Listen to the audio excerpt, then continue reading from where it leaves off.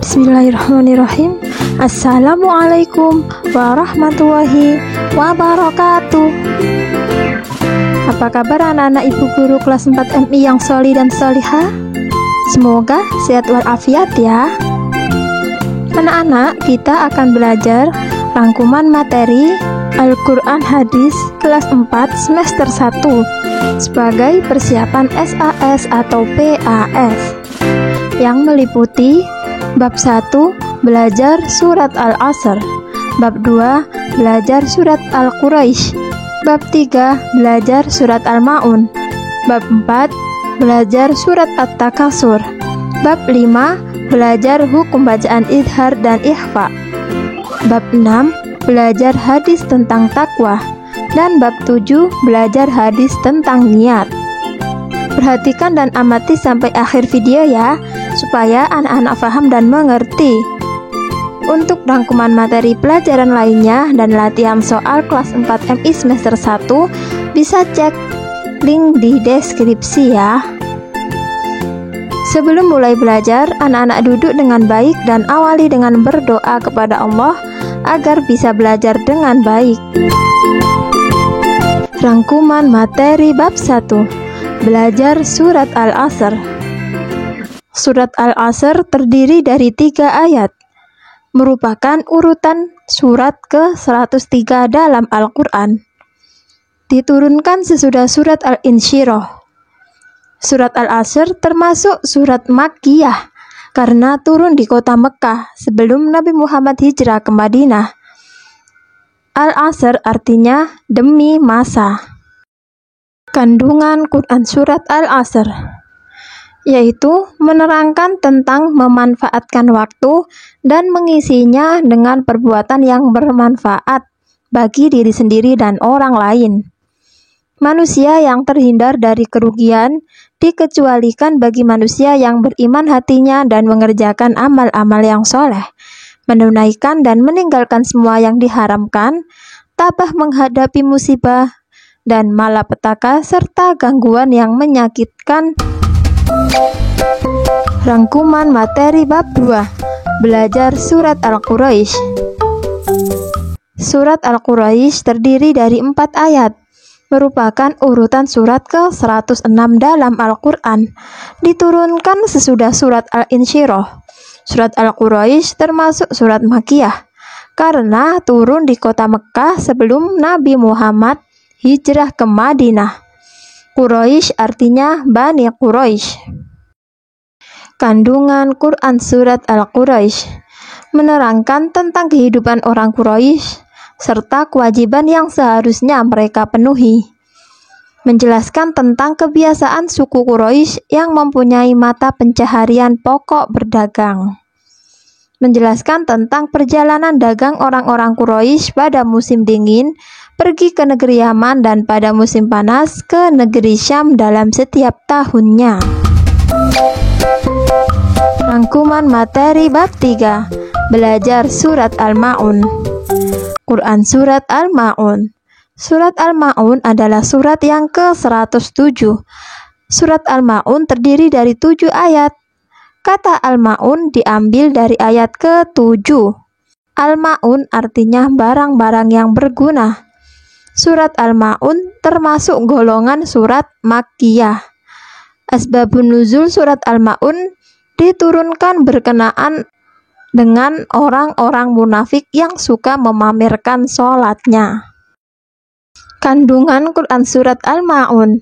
Surat Al-Ma'un menjelaskan tentang orang-orang yang mendustakan agama Islam. Mereka mengaku sebagai orang Muslim, tetapi sering meninggalkan aturan-aturan agama Islam. Walaupun secara lahiriah mereka sudah terlihat rajin beribadah hingga rukun Islam yang kelima atau haji, tetapi dalam kehidupan sehari-hari mereka sombong, kikir, pelit ketika diminta bantuan untuk menolong sesama muslim dan untuk sedekah kepada fakir miskin. Rangkuman materi bab 4. Belajar surat At-Takasur. Quran surat At-Takasur. Surat At-Takasur adalah surat yang ke-102, terdiri dari 8 ayat. Kata at-takasur diambil dari ayat ke-1. At-takasur artinya bermegah-megahan. Surat at-takasur termasuk golongan surat Makkiyah. Asbabun nuzul surat at-takasur adalah adanya sikap saling bermegah-megahan dan menyombongkan diri dengan kekayaan dan keturunan yang dimiliki oleh dua kabilah Ansor. Kandungan Quran surat at-takasur. Pokok kandungan surat at-takasur adalah tentang perilaku manusia yang suka bermegah-megahan dalam soal kehidupan duniawi sehingga menyebabkan melalaikan dari tujuan hidupnya, yaitu taat kepada Allah. Orang yang berperilaku bermegah-megahan menganggap bahwa ia akan memperoleh kenikmatan yang abadi, padahal kehidupan dunia adalah bersifat sementara. Ancaman siksa yaitu berupa neraka jahim, tempat bagi orang-orang yang suka bermegah-megahan dan membanggakan harta. Rangkuman materi bab 5. Belajar hukum bacaan idhar dan ikhfa. Anak-anak, dalam ilmu tajwid, kita mengenal ada hukum bacaan nun sukun atau tanwin yang dibagi menjadi 5 macam. Di antaranya 1. Idhar, 2. Idgham bi gunnah, 3. Idgham bila gunnah, 4. Ikhfa, dan 5. Iqlab. Pada bab ini kita akan mempelajari hukum bacaan idhar dan ikhfa. Idhar halqi. Idhar menurut bahasa artinya jelas atau terang. Menurut ilmu tajwid, idhar adalah apabila ada nun sukun atau tanwin bertemu dengan salah satu huruf 6, yaitu huruf hamzah, ha, ha, kha, ain, dan ghain. Cara membaca jelas tanpa mendengung. Contoh, wa man arada inhum illa. Ikhfa. Ikhfa menurut bahasa artinya samar. Dalam pengertian ilmu tajwid, ikhfa adalah apabila ada nun sukun atau tanwin bertemu dengan salah satu dari 15 huruf, yaitu ta, sa, jim, dal, zal, za, sin, shin, sod, bod, to, bo, fa, qaf, kaf. Cara membacanya adalah samar antara idhar dan idgham. Contoh, sakinah summa khalqan jadidan. Rangkuman materi bab 6. Belajar hadis tentang takwa. Hadis tentang takwa. An Abi Darin qala Rasulullah sallallahu alaihi wasallam, ittaqillaha haitsuma kunta wa atbi'is sayyi'atal hasanata tamhuha wa khaliqin nasa bi khuluqin hasanin. Artinya, dari Abu Dar radhiyallahu an berkata, Rasulullah bersabda, bertakwalah kepada Allah dimanapun kamu berada, dan ikutilah perbuatan buruk itu dengan perbuatan baik. Niscaya akan menghapuskannya, dan bergaullah kepada manusia dengan akhlak yang baik. Kandungan hadis tentang takwa. 1. Perintah untuk bertakwa kepada Allah. Orang yang bertakwa kepada Allah dan meyakini bahwa tersebut akan membawa kebaikan bagi dirinya. 2. Apabila kita sudah terlanjur melakukan perbuatan yang buruk, maka kita diperintahkan untuk mengiringinya dengan perbuatan yang baik. Perbuatan yang baik yang kita lakukan akan dapat menghapus dosa-dosa yang telah kita lakukan sebelumnya. 3. Mengandung perintah agar kita bergaul kepada sesama manusia dengan akhlak yang mulia.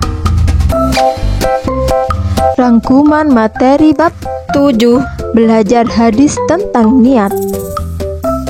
Hadis tentang niat. Qala Rasulullah sallallahu alaihi wasallam, innamal a'malu binniyat wa innama likulli imri'in ma nawa. Faman kanat hijruhu ila Allahi wa rasulihi fa hijratuhu ila Allahi wa rasulihi. Wa man kanat hijratuhu dunya yusibuha aw imraati yankihuha fahijratuhu ila ma hajara ilaihi.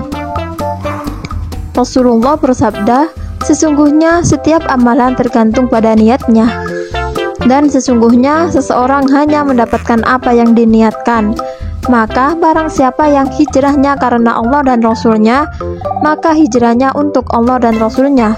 Dan barang siapa yang hijrahnya karena mencari dunia yang akan diperolehnya, atau karena wanita yang dinikahinya, maka hijrahnya kepada yang ia tuju. Hadis riwayat Bukhari.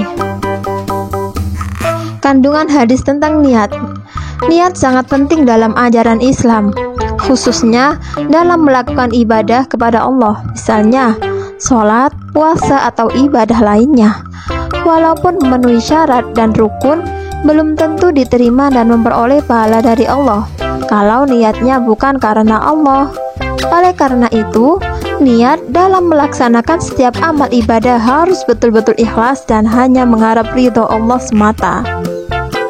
Niat adalah menyengaja melakukan sesuatu yang diikuti dengan perbuatan. Niat sangat menentukan sahnya suatu ibadah. Hal yang membedakan antara kebiasaan dan ibadah adalah niatnya. Alhamdulillah anak-anak, kita sudah selesai belajar bersama-sama.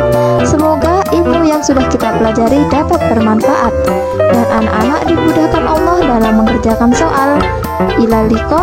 Wassalamualaikum warahmatullahi wabarakatuh.